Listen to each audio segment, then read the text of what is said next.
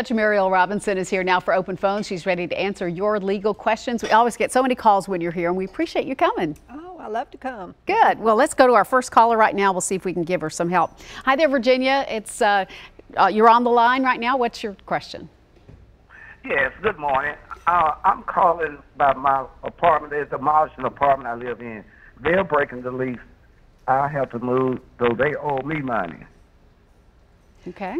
Well, what you need to do is to call the Nashville Bar Association to see if you can get some legal advice from the Legal Aid Society, because this is definitely a landlord-tenant problem, and they would have to review your contract and see who is to assess your damages, whether or not they had the right to break that lease under this demolition situation. So you need some good legal advice, so call the Bar Association, ask for the Legal Aid Society, and get a real estate lawyer, because it's very important you have a lawyer that deals with tenant and ownership interests, okay? Okay.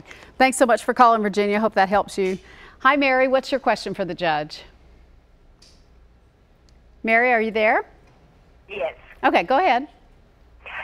No, what my question is there any way that we could limit how much information Metro gives to different individuals? Because we're constantly getting all type of letters with different types of things, you know, of our information and that kind of thing, and all, and knowing, you know, that Metro's got to be giving it to them about, because they have to get our address and all that kind of thing from Metro. Okay. Well, that's kind of hard to do, because a lot of times in any kind of government agency, they're open records, just like the courthouse. You can go after pleadings are filed and look at anybody's divorce that's on file. They're not sealed. So I'm sure that other agencies have certain information that is available to the public because of the Open Files Act and whatever. You know, a lot of things that's filed ceases to become private because it's a public record. You can go and look up deeds. You can go and look up addresses off of voters lists. You can even go by the voters list. So it's very hard to limit your information that's been held and filed with a public entity. Okay, that's a difficult problem. I'm sorry that's happening to you. Hi there, Evelyn. What's your question for the judge? Evelyn, are you there?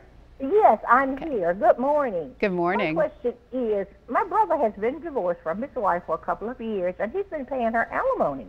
However, recently she remarried. Does that alimony cease? Well, usually it does upon remarriage, but you'd have to check the final decree, because if it's alimony in futuro, which is month to month, then it probably should cease. But rather than quit and be in danger of violating a court order, the payer is supposed to file a petition with the court to terminate the alimony based on the remarriage of the party that's receiving the alimony. Now, if it's alimony in solido divided in installments, then that is not modifiable, and you have to pay it until the actual amount is paid, which was a lump sum in the beginning. But if you're saying she got alimony every month and then is remarried, it's probably in futuro, and it can probably have the court cease the payment for him. Okay, thank you so much for that call. Thanks to everyone who called today. Always appreciate it when you're here. Thank you. Mm-hmm. Judge Robinson is going to take the month of November off, but she'll be back on the third Tuesday in December. So if you have other calls, you can call then. We're back with this and more after your weather.